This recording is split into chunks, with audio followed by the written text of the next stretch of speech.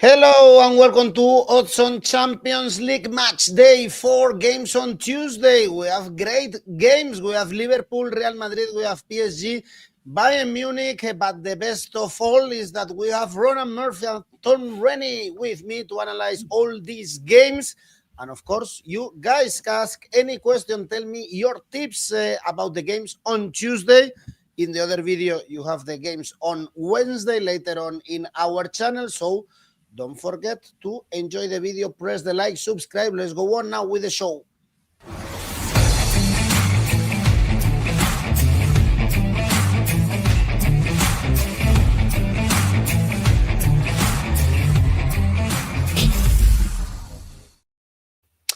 Very good games overall on Tuesday, so even the early kickoffs are really interesting. Napoli, Eintracht Frankfurt is the first one, with Napoli getting hammered. Remember, in Eindhoven in the last Champions League game, they got 6 goals in Serie A.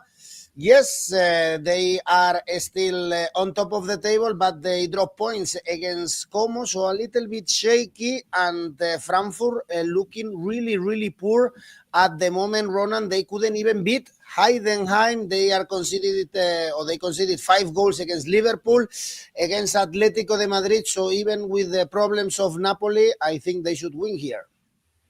Yeah, I think that this Frankfurt team has kind of turned into a different Frankfurt team than we've seen earlier in the season. In the early games, they were scoring loads of goals. They were seeing loads of goals, and then the last couple of weeks, they've kind of 1-1s and 0-0s and these kind of scores, or 0-2s or whatever, that we weren't really expecting from Frankfurt. We were hoping for entertainment all season long, but they've kind of robbed us of that, and they robbed me at the weekend, because all they needed was half a goal more and we would have hit the ACCA. But we can't have it every week. We can't win them all. Hopefully we'll win this one, and we'll get some nice tips out of this episode today, Tom and myself. But yeah, every Frankfurt game so far in the Champions League has been 5-1 to one team or another. So correct score 1-5 is 251. Right? Correct score 5-1, so that's Napoli to win, is only 50. So the bookies must be thinking there must be a chance there's going to be a 5-1. It's actually less odds than 3-all or 4-3. So the bookies think that if there's going to be lots of goals in it, it's going to be 5-1 again. But I'm not going to go for that. I am going to go for both teams to score, yes, because it's Eintracht Frankfurt playing a match, 166. That's what they usually do. They did it the weekend. They couldn't beat Heidenheim, but it was both teams to score, yes, again. Smart bet has total goals under 3.5. Smart bet. Have you been watching Frankfurt in the Champions League this season? I'm not sure this is going to be the case again. Frankfurt, just 2 total goals in each of their last 3 games. Napoli drew 0-0 with Como after beating Lecce 1-0. But I'm going to go out on a limb and say this is the Frankfurt of the Champions League, not the Frankfurt of the Bundesliga, and there's going to be goals. So total goals over 3 is 195. And because the Champions League so far has given us goals all over the shop, so it should continue to produce. Yep, although again, Napoli are not a high scoring team. Talking about ACCA, Tom, your ACCA was correct again, by the way. What do you think, Tom, about this Napoli Frankfurt? I think Ronan's point on Frankfurt is well taken, in that no manager in the world sees their team score 3, concede 5, score 4, concede 6, and goes, yeah, I like this. Like, not one. They all no, they don't want this. They want 1-0 wins. Every manager in the world wants 1-0 wins. And so there's no great surprise that Frankfurt have made some changes, some tweaks. Maybe they've sat deeper. Maybe they've been a little bit more defensively minded. Maybe there's been individual improvement. That was always going to happen. So there's no surprise in the last couple of games they managed to get some 1-1 draws. And the Heidenheim one wasn't impressive, but I would say the Dortmund one was. So they're good results. They're playing in the same way, and that is good to see. I think in terms of Napoli, I haven't watched the game from this weekend as yet against Como. I was surprised to see it was 0-0, so I'm looking forward to watching the highlights later. But I do think before that, the injury to Kevin De Bruyne is really interesting, because Antonio Conte has said loads of times this season he's not happy with the new signings, he's not happy with the new setup, he's not happy with trying to integrate this many players at the same time, doing Conte things. If he doesn't sign any players, he's whinging. If he's signing too many players, he's whinging. That's his thing. But I do think there is a kernel of truth in that shunting Scott McTominay out of the player this team is built around to incorporate Kevin De Bruyne was an issue in those opening weeks of the season. And maybe they were merging together, but now De Bruyne is gone. Certainly you saw in the 3-1 victory over Inter and the performance at points against Lecce that putting square pegs in square holes makes more sense. 𝗀𝗲𝗀𝗀 was fantastic in the Lecce game. Before that, McTominay was great in the previous match. So I think that Scott McTominay being the nucleus of everything good about Napoli will see them score more goals. I think the return to fitness of Rasmus Højlund is going to make a big difference because I think he's the best striker at the club and I think he's looked fantastic since coming in. So all in all, I feel quite positive about Napoli and I feel indifferent about Frankfurt. So what does that mean? Napoli win with my first tip here. I think Ronan's right. I think it follows the Champions League pattern rather than the Bundesliga pattern. I know Napoli don't score a lot of goals, but I fancy to score goals against this defence. So Napoli and over 3.5 is a quite generous 3.5. I think over 2.5 will come in. But if you want to make some money, I always look for double your money bets. Over 3.5 on Napoli win is 3.5. And I love Scott McTominay and his adoration of tomatoes. And so McTominay anytime at 2.63. You bundle that with a Napoli win. You double. All right, David. Eintracht are not losing this one. Well, let's see. He doesn't know anything. He doesn't know anything. Don't follow what he says. Follow what we say, okay? Okay, actually, I prefer Napoli to win, indeed. Next game on Tuesday, the other early kickoff, Slavia Prague, Arsenal. I guess here, of course, we should look at Arsenal to win 2-0. Looking rock solid. It's 7 consecutive games without conceding. The 2-0 result, if you are looking for exact score, should be there on the cards. Slavia were defeated by Inter, drew with Atalanta and Bodo Glimt. I guess it's an okay Champions League so far, but Tom, this is all about Arsenal, of course. Yeah, look, I mean, Slavia Prague are proven to be a solid team. They're good Champions League competitors. They impressed us all with their performance defensively against Atalanta. And so, look, I don't think they're any mugs, and they've got every chance of making that sort of top 24. I don't think so, but they will be in that mix come the end of it. They're going to battle. They're well organised. They are a good team, and they have proven to be a tough team to beat at home in Europe for a long, long time in various competitions. But that's all by the by. It's all about Arsenal and how strong they want to go, considering that they've got so many games coming up, and Arteta's always got heavy rotation in Champions League group games, and also the squad's so deep. It's so deep at this moment in time. If they don't want to play 𝗀𝗻𝗀𝗀, they can play 𝘀𝗵cie. If they want to rest Declan Rice, there are players that come in for him. If they don't want to play 𝘀𝗻𝗀𝗀, they can play Lewis Skelly. I mean, on and on we could go here. Maybe this could be a good start for Christian Nørgaard, like it was in the Carabao Cup against Brighton last week. Tremendous depth. They all play exactly the same way. And the Burnley game went exactly as our Premier League show on Friday predicted. They were going to score from a corner. They were going to win 2-0. It was going to be 1-0, 2-0, or 3-0. All the bets keep on coming in. So keep riding it. They keep on coming in. Arsenal to win. Obviously, it's the safest bet of this round. Arsenal win 2-0, currently 1.91. As Edu mentioned, it's been 7 times in a row it's happened. So keep on riding it. And there's always the group bet of 1-0, 2-0, or 3-0. It's only 2.5, so not amazing. But if you bundle that in with a secondary bet, for example, to score from a corner, over 8 corners, Gabriel to score a header, Rice to get an assist, all the hits. So double the group bet with one of the others and you'll make some money here. But I'll just take the group bet, throw it in with something else, and that's nice money. Okay, but is also going for this group bet, Ronan? The problem with Arsenal is they always try and walk it in. The problem is they always try and score from a corner. Does that work? Yeah, that's it. Is that going to work? I don't know. That's their new trademark. Yeah, it used to be walk it in, but now, score from a corner. But yeah, Slavia are actually playing quite well at the moment. It's surprised they're unbeaten in 6 in all competitions, but they have 0 wins in the Champions League. So yeah, obviously playing in their domestic league is a bit more difficult or a bit easier than playing against the likes of Arsenal in the Champions League. And this Arsenal, like Tom said, they keep keeping clean sheets. So I am going to follow that kind of template because 6 clean sheets this season. That's the most of any team in the European top 5 leagues. Along with Borussia Dortmund, surprisingly. So, Arsenal will keep keeping clean sheets. So, both teams to score no is 175. Of course, you have to go for that. Amazingly, Arsenal to be that specific team not to score, Arsenal clean sheet, or not to concede, Arsenal clean sheet is 173. How is both teams to score no a better bet than betting specifically on Arsenal and keeping a clean sheet. I do not know that they are both the options in this match, as is Arsenal a clean sheet in every game. And like you said, Edu, you must have been looking at my notes because I have gone for the main bet of Arsenal to win 2-0. Of course. Yeah. Why wouldn't you?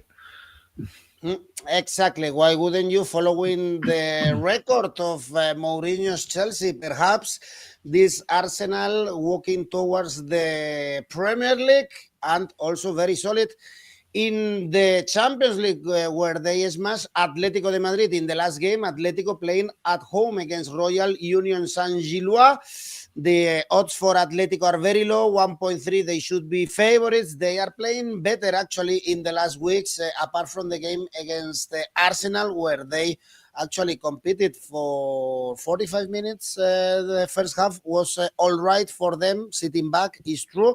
But still, the team looks better with 𝗀𝗵𝗄𝗀, with Baena playing better. Cholito is also playing well. Simeone is on, and they beat Sevilla. They are already in Champions League spots in La Liga. And here, Ronan, they smashed Eintracht Frankfurt at the Metropolitano, and they should do the same with the Belgian team, top of the Belgian league, by the way. But we saw also their level in Europe getting smashed by Inter or Newcastle. Yeah, 4 goals conceded in both of those games, but they had a great start to the Champions League campaign with a win over PSV. But will we look back at the end and think that's where they picked up points and nowhere else, really? Because the Champions League is such a difficult competition that you do come into matches playing the likes of Atletico Madrid, who are improving, it seems, kind of game to game, and they seem to be getting their act together. Like you said, some of the players that you mentioned are kind of improving as they go along. They're getting a kind of a feel for each other. Julian Alvarez keeps scoring goals, including from the penalty spot against the weekend, and the 3-0 win over Sevilla is always a very kind of accomplished result, or you'd be very happy with a performance like that. So yeah, Julian Alvarez, he's up to 8 goals now in 13 games this season. He could score again here. Like I said, he's on penalties, so he could be worth a look. So I'm going for Julian Alvarez. I think I'm goal scorer 180, because he is one of the best strikers in the world at the moment, even though maybe he's not getting the same sort of attention that Harry Kane and Erling Haaland or even Robert Lewandowski get from time to time. Alvarez just continues to score goals and continues to be a kind of consistent striker, and I think that's why Atletico can score lots of goals here. I think they can kind of be comfortable because, like I said, and as we've seen, the Union have conceded 4 goals in 2 different matches already this season, so it could happen again here. Total goals over 3.25 in the matches, 2.01. I like to look out, but I think, although Tom said his safest prediction for someone to win is Arsenal, I think it could be Atletico Madrid, and I think they'll win big. So Atletico Madrid, Asian handicap minus 1.75 is 1.98. Julian to score is always good if he stays on the pitch, because Simeone keeps changing him in the second halves. Tom? Yeah, look, I can't disagree with any of that, really. I think that's exactly what's going to happen. I think that Atleti always have good runs in the season, right? They've always been a streaky team, and I think they're on a streak right now. Defensively looking more solid, which has accompanied some rotation of personnel in that back line. I think Julian Alvarez is one of the best players in La Liga, one of the best players in European football, one of those guys that Guardiola would constantly kicking himself about letting go from Man City during his rebuild. Maybe own goals wouldn't be City's second top scorer if Julian Alvarez had stayed at the club. But look, I think we know what we're going to get with Atleti, and I think they've got one of the best players in the competition. In terms of USG, I've seen a little bit of them recently, and I do think they've got a couple of decent players. I think they've got a good spine in their team. I think, is it Christian Burgess, centre-half's a good player. I think he'll be someone we're seeing in the Premier League in the not-too-distant future. I think Kevin Rodriguez up front is on a good scoring run. So they've got some decent players, and they could do some damage in this game. I can see them scoring potentially 1, but trouble is, you look at that recent record with Atleti, and you've got to kind of follow the trends. I always recommend that to people. So Atleti win. I think Atleti win in a relatively low-scoring game for the reason that you just mentioned there. I think when they go 2-0 up here, they'll start taking people off. I don't see Julian Alvarez lasting longer than 65 minutes, 60 minutes. If they're 2-0 up, I think he'll be withdrawn. Anyone who's been playing a lot recently will get withdrawn, and they'll see the game through. I'm basically going to mirror Ronan's bets in the Atleti win. Alvarez anytime. He had better odds than me, so he obviously looked more later than me. I had 1.67, so 1.8 is better. And I will just say, if you go for the under 3.5, which again is a similar sort of scoreline, 1-0, 2-0, 3-0, 2-1, it comes in at 2.2. It feels like a 2-0 Atleti win to me, so look for variance of that. Okay, they should be now in a good run. They are not leaving Madrid in the month of November with an easy schedule. So good for Atletico, I guess, to win some games in a row. We have New Yorker, Atletico 3-0. 𝗀𝗲𝗿𝗀𝗀 asking us if we can expect an upset in this match. I don't think so, unless you are a Belgian supporter. But if you are back in Atletico, I guess they should win. Atletico to win and over 1.5 goals for 𝗀𝗵𝗿𝗀𝗀. Next game is Bodo Glimt, Monaco. Here you see the odds, really high odds for all the outcomes. As we know, Bodo Glimt are quite strong when they are playing in their stadium. They put Tottenham in trouble in the only game they played at home. Away from home, another story. They lost to Galatasaray. And Monaco, also ups and downs. It was a big surprise in them losing at the weekend against Paris FC. And in this Champions League, Tom, we saw them competing well, actually, against Tottenham and especially against City, but we saw them also crumbling against Bruges. We did, but we're now getting to the point of Bodo Glimt fixtures where we're all on weather watch. Like, what's the weather like? Are we getting below zero? Are we heading towards zero? 5 degrees. It's 5 Celsius. It's 5 Celsius. It's going to be colder coming to kick off. It might be about 3 degrees in Norway. Now we start thinking maybe they were going to see some Bodo Glimt home victories here. I mean, look at the form of both teams. They are both scoring plenty of goals. They're both conceding lots of goals. In Bodo Glimt's last 5, it's both teams to score. In Monaco's last 5, it's 3 times they've scored and 5 times they've conceded. In the last 6, there was 1-0 in that run, I think. But I don't think Monaco have a particularly good defence. I don't think offensively Ansu Fati's doing enough. I don't think that they are finding regular football for him and they're changing the front 3 quite a lot. And if 𝗀𝗲𝗀𝗀 is your best defender, from my experience with 𝗀𝗲𝗀𝗀, I'd suggest you might be in trouble defensively. It's quite an open 3-4-3 in games like this. And I just think that, I think Ronan's picked out 𝗀𝗲𝗿𝗀 before up front for Bodo Glimt. I think he's a very special player.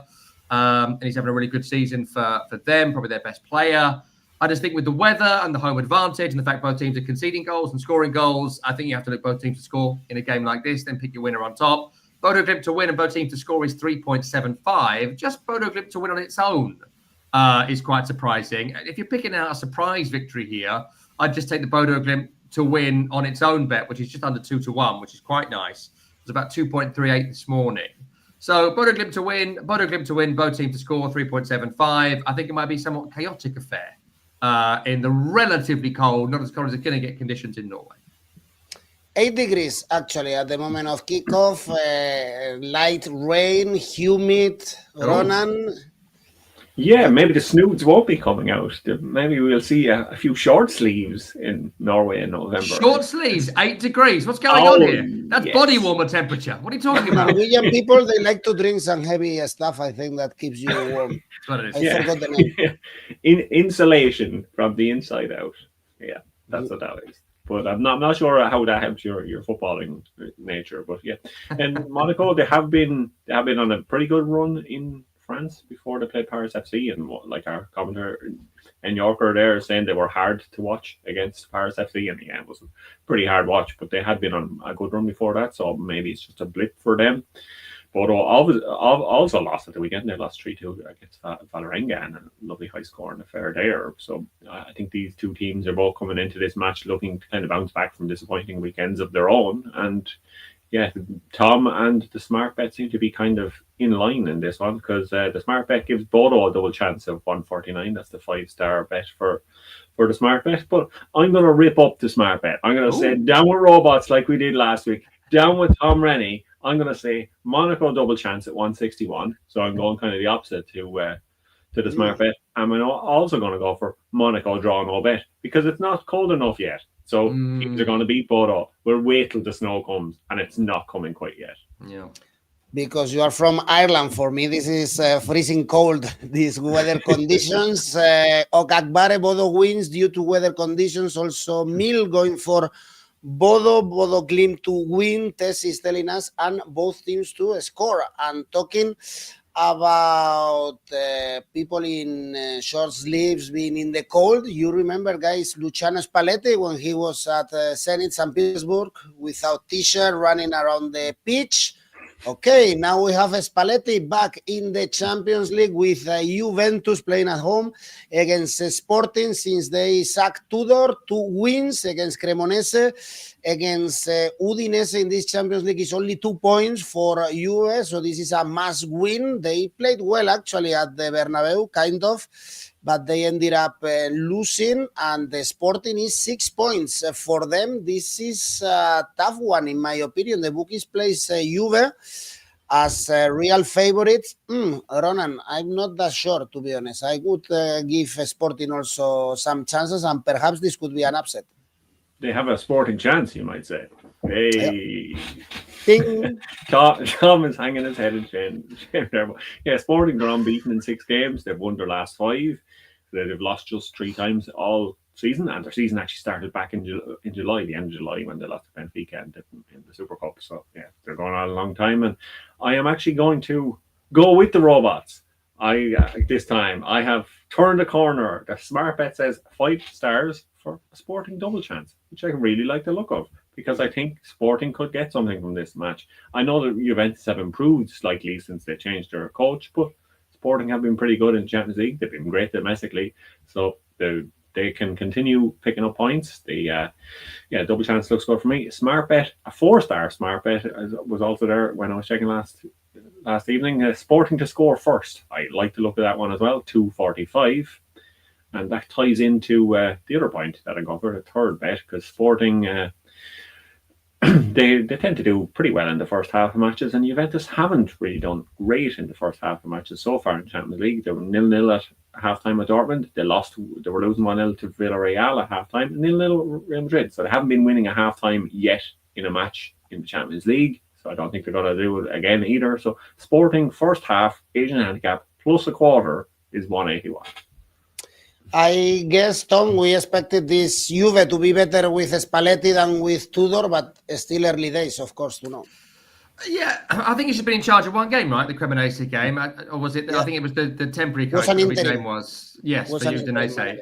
His name I'm not going to remember, but so we don't know what the Spalletti team is going to be as yet. Now, I think you've got to give it maybe 4 to 6 weeks before there's a real impact on the team. But before that, what's been going wrong with Juve? The problem is they draw too many games, and the previous manager, 𝘀𝗵𝗄, couldn't work out what the best variation of front three was. Was it Jonathan David? Was it 𝘀𝗵𝗄? Where does McKennie play? I feel like every time I watch Juve, McKennie's in a different position. Like right wing back. I've seen him play centre-half at points, central midfield. It's a really weird sort of offensive Phil Neville utility man type for Juve, which makes no sense. And I don't know whether my only disappointment about Tudor going was, does that mean that we're not going to see Lloyd Kelly play for Juve anymore? And that makes me sad. That story was making me quite happy with his amazing finishes of late. Also, he's been doing quite well. It's good to see Englishmen abroad doing quite well. So, look, I don't know currently. No one does exactly what Spalletti has brought and is going to bring. And that opens the door for Sporting. I think the odds are crazy here. Sporting on its own was 3.9 this morning, coming in at 4.1 now. So it's rising from this morning. And Sporting Club de Portugal are a good team. Some would say they've got a sporting chance. They've got, I wouldn't say that, but others would. But I think that they've got some really good players. I think Luis Suarez scores a decent amount of goals up front. I really like him. I think Pedro on the wing was fantastic at the weekend in their league victory. And they've, as we mentioned, they don't lose many games. They're in a really solid 4-2-3-1. They've got 2 really strong defensive midfielders, 𝘀𝗵𝗄 and the other guy's name escapes me, but every time I see him, they look really, really solid. There's 3 creative players behind Suarez who scores all sorts of goals. So if there is any miscommunication, chaos, lack of understanding with the Juventus team that have struggled across the season, they struggled against Cremonese at the weekend to get a victory there with our pal Jamie Vardy scoring. There's every chance of a Sporting win. So at those odds, it's well worth a punt. Of any game this week, this is the one that's worth a punt. On its own at 4.1, take Sporting to win. If you do think Juve are going to get something, double chance it. Because it screams they nick a rubbish win or it finishes 1-1, 𝘀𝗵𝗄 style. So low-scoring, rubbish Juve win, or a dramatic, exciting Sporting win. And at those odds, that's worth a 5 odds. Mm-hmm. Good goal scored by Vardy. By the way, we have many questions about these games. Difficult to predict. It's a skip for 𝗀𝗀𝗀, for 𝗀𝗲𝗀. Some people going for X2. Some people going for Juventus money line, like a New Yorker. So this is a tough one to call, and perhaps that's why the odds for Sporting are massive for you to take them. The bookies don't know which team is favorite in the great game at Anfield. Liverpool, Real Madrid, a classic in Europe. We saw it last season, remember? Liverpool won in the group phase, but this is another Liverpool, and this is a massive week for them. They started well with the win against Aston Villa, bouncing back, and now they have Real Madrid and Man City. Remember, with so many problems this season that we always talk about in our Premier League videos, Tom. So now it's a massive game also, I guess, to boost a little bit the team against a Real Madrid that had improved a lot after the defeat in the derby. It looks like the problems with Vinicius are over after winning El Clásico, and looks like the best Real Madrid of the season right now in the comeback of Trent Alexander-Arnold. By the way, he's recovered from injury, although I guess he will be on the bench. Yeah, he's not going to be starting, I don't think, in a game like this, having just come back, but we'll see. I mean, look, I watched on Liverpool at the weekend, the victory over Aston Villa, and it wasn't great. It wasn't a great performance. It wasn't a great victory. And if it wasn't for Emi Martinez assisting Mo Salah for that goal just before half-time, somewhat inexplicably, I think they would have continued to struggle in that game. So the glaring issue for Liverpool is that there is no protection for the back four. That's the big problem. You know, we keep diving into what's going on with Liverpool. I'm telling you, the issue is Van Dijk and Konaté are constantly exposed. And when they're playing really high up the field, they've got a year older. Van Dijk is looking slower, looks better with Robertson alongside him as opposed to 𝗀𝗃𝗃, but they are massively exposed. Alexis McAllister has not been anywhere near his best this season. I thought 𝗀𝗏𝗀𝗀 was good in the game against Villa, which sort of made the difference in the end. He scored the second goal, but there was a lack of protection for that back line. And what they need is a 𝘀𝗵cie, or what they need is a Declan Rice, or what they need is, insert your player of preference here. And I think they got exposed at times by Aston Villa. And I think Onana and Kamara in the first half really exposed it well. Second half, they faded. And if Real Madrid can have some power runners through midfield, looking specifically at Jude Bellingham, I think there's every chance that they dominate this game, because I don't think Liverpool have that player to give that defence the cover. Plus, there's no rotation here in that back line at all. Beyond 𝗀𝗃𝗃, it's going to look exactly the same week in, week out here, with Mamardashvili, Bradley, Konaté and Van Dijk having to play. Gomez has fallen off for Cliff, and Frimpong's injured. That kind of leaves you that.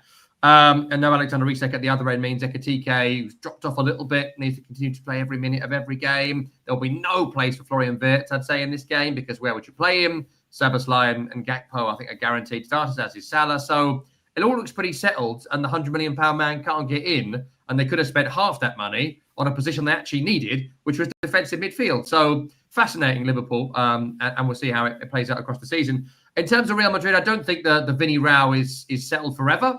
It will blow up again, as it always does with Vinny Jr., and I don't think Xabi Alonso is going to tolerate the tantrums that Carlo Ancelotti was able to tolerate, and I don't necessarily think the team's going to be built around him for the future. I think Bellingham's come back into good form. He looks fit for the first time in 18 months. And obviously, Kylian Mbappe remains fantastic as well. The only doubt is defensively, as it constantly is with Real Madrid. They've got, for me, the best goalkeeper in the world in Courtois, Bellingham out quite a lot. Not convinced by the Militao-Howson pairing.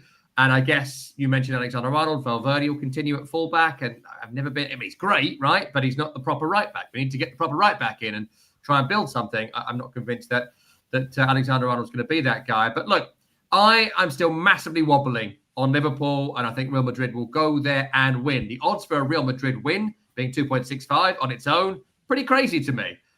So I think that's well worth a punt. I'll certainly be betting on that. I think both teams have defensive issues. So where does that lead us? Both teams to score, then pick your winner. I'll take Real Madrid, comes in at 3.75. And then in a game like this, you look at 𝗀𝗃𝗃os all over the field. For Real Madrid, we've done it every time we've done Real Madrid. Mbappe anytime is 2.1. Add that to a Real Madrid win and you'll make some money. I like Bellingham anytime as well at 4.33. He's a goal-scoring midfielder, and 4.33 anytime seems pretty crazy to me. So well worth the punt. For Liverpool, what do? You take Salah anytime at 2.5 and then pick your winner.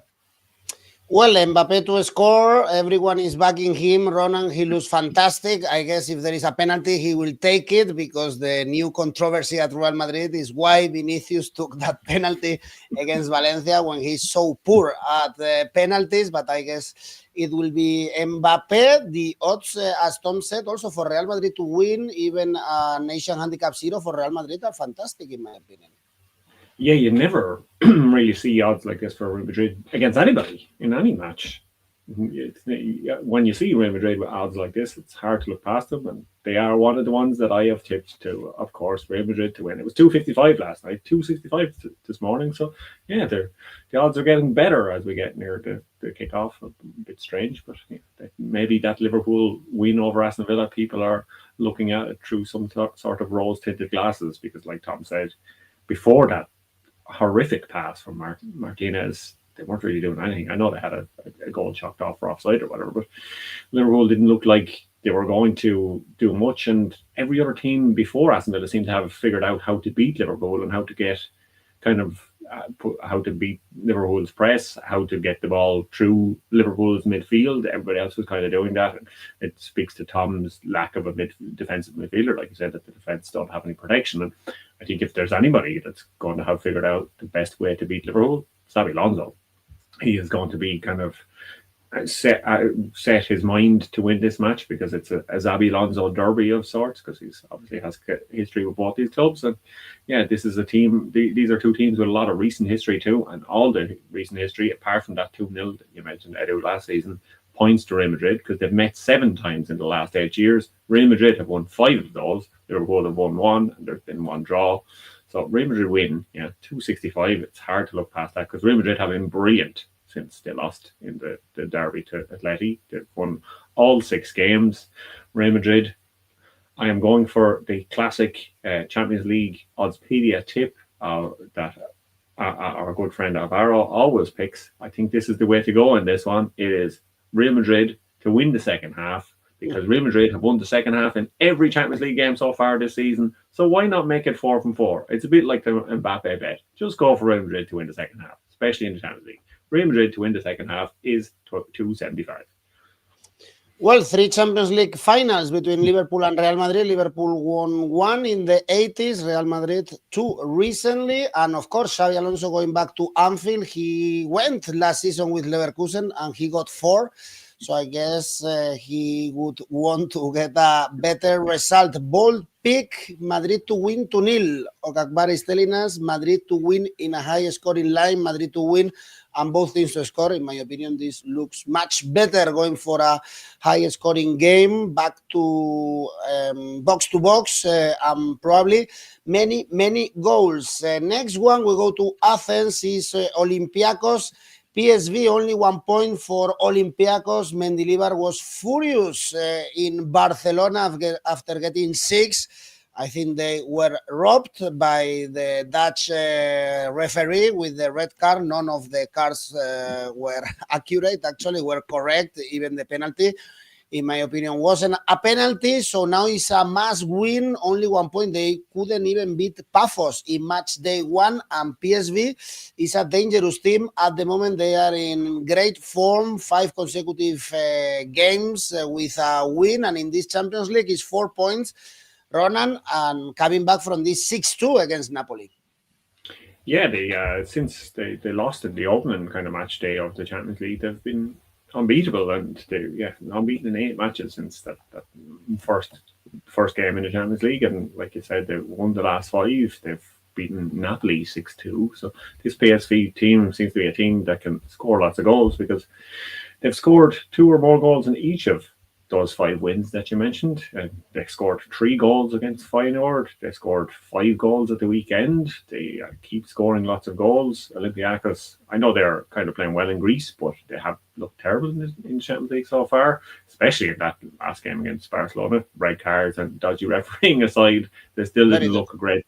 They still didn't look a great team. They did not look great against Arsenal. And like Tom was saying, Arsenal love an old 2-0 win, so that's what Arsenal did there. They could have won by more. Arsenal could have won by more. They just didn't need to, because that's the way Arsenal are these days. So I think PSV to win at 2.79, I think that's a tasty enough one. But I think PSG can score goals in this one. I think they can score a couple of goals again, because that's what they've been doing in the last 5 matches. So PSV over 1.5 goals as well. It's 2.25. You going also for the Dutch team, Tom? Yeah, I think you have to, right? I think Olympiacos are a Conference League team. I think they're push Europa League team. They're certainly not a Champions League team, and I think they'll probably finish in the bottom 2 or 3 of the table come the end of it. I'd be stunned if they got out of the group. And I think we saw in the Barcelona game, it's going to be really, really difficult them to keep clean sheets, to defend well, to get points in this competition. And I think PSV put in maybe the most impressive performance the last round against Napoli, thrashing them for 6. They've beaten Feyenoord since then. So they're a good team. They're scoring lots of goals. I think both teams to score in 4 of the last PSV games would have come off, including the 6-2 when we mentioned, a 2-3 and a 5-2. So we've got goals in them, not great defensively. I think this will be entertaining, and I think it might well be a hammering of Olympiacos by PSV. 2.79 is ridiculous. Take that if you're going to bet on this game. I think that's absolutely fine. I think you've got to look at both teams to score. So both teams score is 1.53 on its own. You add that to Olympiacos, you more than double your money. There'll be goals in this game. You've got to do that with a recent PSV run. They've clearly got defensive deficiencies as well as offensive brilliance. So over 3.5 goals, 2.75. Bundle PSV on top of that. You make a lot of money here. If it's going to be an entertaining, thrashing PSV win, as I think it will be. Okay, 𝗀𝗵𝗿𝗀, PSV to win, X2 for David, draw for Shariful. No one is trusting here. Poor Olympiacos. And the other game of this week, really good one, is PSG. Bayern Munich. Is the run going to be over finally for Bayern Munich? Remember, winning every single game this season is the Bayern of the records under Vincent Kompany. Beating Leverkusen at the weekend with Harry Kane flying, the same week after week after week. But now they have a tough game against PSG. They've won all the games in the Champions League, even beating Barcelona with so many absentees. And they are resting players in Ligue 1, Tom, but we've seen the best PSG in the Champions League. So this is a tough one for Bayern Munich. Yeah, I mean, I don't watch a great deal of Liga because I value my time. But people who tell me about Liga tell me they've not been wildly impressed by Paris Saint-Germain this season. Of course, lost the big game against Marseille a few weeks ago. And there's been some doubts about 𝘀𝗵𝗄𝗀. There's been some doubts about what the best front 3 is at the moment in time without 𝘀𝗵𝗄𝗀, and Dembele's been coming back to fitness and hasn't really hit top form when he's been on the field. So they've got a few issues that they will iron out come the second half of the season. Of course, they'll be champions by 10 points and they'll make the Champions League quarterfinals. So I don't have any great doubt about PSG in the long term. But I think at the moment, there's clearly some things being worked out by Luis Enrique in terms of building a strong back line around the player this time from Bournemouth, 𝘀𝗵𝗄𝗀, finding a better balance in midfield. I think it's going to be Zaïre, probably Vitinha and Neves, the midfield 3, which we know has got a great balance, but is it the best midfield at this moment in time in terms of form? On the front line, 𝗀𝗵𝗄𝗀 has not been amazing by all accounts. Bradley Barker has not done a great deal. So, I think if you're going to face Paris Saint-Germain, you want to do it before December in a Champions League game, which is essentially a bit of a dead rubber because they're going to get out of the group. And Bayern have been imperious. They've been so good. Have they been tested a great deal across the campaign? Beyond the Dortmund game, I don't think anyone has really landed a glove on Bayern this season in any competition.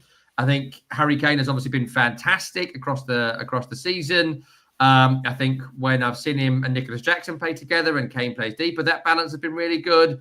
I think everyone's been incredibly impressed by 𝘀𝗵𝗄𝗀, who's 17. I have things in my cupboards that are older than 𝘀𝗵𝗀𝗀, and he's been fantastic. And he's adding some youthful exuberance and good backup to a front line that's been fantastic. So look, Ronan will do Bayern better than me, but I think every time I've seen them, they've been absolutely incredible. The only doubt is testing them in a big game, testing them against a really good opponent, being able to see what they do in a moment of adversity, because there's been like 10 minutes of adversity this season, and they've continually found ways to get through it. But if a team has won 15 in a row, you bet on the team who's won 15 in a row. That's my general policy when it comes to betting. So Bayern win at 2.79 is really very nice. I think they've got every chance of coming through this test and winning at PSG. I think both teams do still have defensive frailties. I've talked a little bit about PSG already, but I think we saw it, in the sloppy goal conceded against Köln, the sloppy goal conceded against Dortmund. There is a possibility with the PSG attack they'll find a way through. So BTTS on its own, 1.33. And then if you pick both teams to score, add your winner on top. For Bayern, it's 3.5. For PSG, it's 3.5. Either way, double your money. Odds really good. I'd take Bayern. Well, the problem with both teams to score, of course, is really, really short. Ronan, would you say this is the end of the streak of Bayern Munich? No, I'm not going to say that. I'm not that unconfident. And I've also picked Bayern to do something here in this match. So, no, it's 15 wins in a row. Vincent Kompany is looking for them. He has the record for the best start to the season, but it's not the best run in Bayern Munich history. That's Hansi Flick back in 2020 during the COVID season. He won 23 games in a row with Bayern Munich. So he'll need to win 8 more. So this is one that the company will have to win. And there's not been much comment about that. If this had been Man United, that kid could have got his hair cut 3 times already. If he had been a Bayern Munich fan instead of a Man United fan. These are the problems you have growing up. If you choose the wrong team, you'll have a lifetime of misery and very long hair. That's what we've learned from that. So PSG as well, they're unbeaten in 8. So these are 2 teams kind of unstoppable force, movable object sort of thing. So maybe this one could be a draw. Maybe that could be the end of Bayern Munich's win, or Bayern Munich's winning run. But Bayern Munich, they did win 1-0 in the Champions League against PSG last year. Kim scored the only goal. They obviously lost to PSG in the Club World Cup in the summer. But if you look at the last meetings, they've all been pretty close games, and expecting some of the same here again. Each of the last 5 meetings between the 2 sides have had 2 or fewer goals. So the smart bet in this one, robots, when you come back from the future in the like in Terminator, remember I have praised you twice on this show so far. Smart bet 5 stars, under 3.5 total goals. I like to look at that one at 197 because I think it could be a close affair, and maybe Bayern could come out winning 1-0 or 2-0. That would tie in quite nicely to it. Smart bet 5 stars, yeah, and go for that one too. Bayern double chance. I'm not saying they're going to keep winning, but I don't think they're going to lose. So 164, I like to look at that one too. These teams played a lot actually in the recent years, 7 times in the last 8 years, with Bayern winning 5 anyway, regardless of the result. I think both are going to qualify in the top 8 in this Champions League. Perfect start for both of them with 9 points. And the last game is Tottenham. Copenhagen. Tottenham were really, really poor against Chelsea. The XG cannot be negative, but almost. It was close to 0. So Thomas Frank, of course, he was not happy after his performance, also out of the League Cup. But in the Champions League, he's 5 points, still unbeaten despite a bad game, especially in Norway. And Copenhagen, only 1 point. So Tottenham should win here, Ronan, although it's so difficult at this moment in time to back Tottenham. Yeah, it's hard to trust Spurs in any match, in any competition, against any opposition at the moment. But I'm going to trust Spurs to beat Copenhagen in this one. It's hard to look past Copenhagen being worse than Spurs. That's the main reason why I'm going for it. Copenhagen so far in the Champions League, they've only got 1 point. They've been conceding goals, good against everybody, even Karabakh. They conceded twice. So conceded 4 against Dortmund, conceded 2 against Leverkusen. So they concede goals. So this is a chance for maybe some of them flops up front to get some chances and some goals for Spurs, maybe some assists, whatever. Maybe actually an XG of more than 0.05 in this match. Maybe that's what we'll finally see. So Copenhagen, they've conceded in 2 goals in each game they've played so far in the Champions League. 2 or more goals. So I think they could do it then. Both teams to score no has happened in each of Spurs' last 4 games. So that leads me to go for correct score, 2-0, 650. Yeah, And then I think Spurs will win this one, and I think they'll win it by 2 goals, just like I've said. So Tottenham Asian handicap minus 1.5 is 198. Okay, Tom. Yeah, Tottenham were, can I swear? Bad. They were very bad. I won't swear. Someone says Spurs suck at home. Yes, I mean, they do. And look, Thomas Frank's a very good coach. And what he needed this season was someone to add some magic to his team. And he wanted that guy to be James Maddison. Maddison got injured. They tried to sign Eze. Eze didn't come off. And you can see what Tottenham are lacking. They are lacking someone who can carry the ball from deep and find something special, a through ball to the many, many players they've got running in front of them, like Kudus and Simons and Mawani, and all these guys are really good runners, and they're really willing players, and they carry the ball well, but none of them have a pass in them. And that's what's lacking with Tottenham, and he's got a lot of really solid up and down players, but he doesn't have someone who could do some magic for him, and that is costing him at the moment. Of course, they're a bit long ball, and they are defensive first. And, you know, the forever row at Tottenham, as it is with a few clubs, is that we want to win, but not like this. And when you're winning, that's sort of fine. You can get through that argument. When you're losing and playing the way Thomas Frank plays, you get what you got against Chelsea at the weekend. And Chelsea should have won that 6-0. They were so much better than Tottenham. It was frightening to a lot of Tottenham fans. And I think that bit at the end, where they had the free kick on the halfway line and they sent everyone forward, then played it short to Jed Spence and then back to the goalkeeper and then didn't even get a long ball out of it. Sort of summed them up at the weekend. So they were poor. They've been poor at home against Villa, poor at home against Bournemouth, poor at home against Wolves. And I think they'll be poor at home again here for the reasons we've established. They don't have the creativity, the lateral thinking required to break down a kind of low block team. And if Copenhagen put in a really high-energy, good low-block performance with some quality on the counter, people like 𝘀𝗵𝗄 and Moukoko, there's every chance they can get something from it. But my only doubt, Ronan's established it already, it's a huge jump up for Copenhagen to win this sort of game away from home in the Champions League. They have struggled. They're playing the 8th or 9th best league in European football, so it's a huge jump up for them. If this was anyone from European football's top 5 leagues, I'd back them to win here. If this was anyone from Liga, Marseille, if it was anyone from La Liga, whatever, I would back them. The fact it's Copenhagen means I'm going to take Tottenham, but I think it's going to be horrible.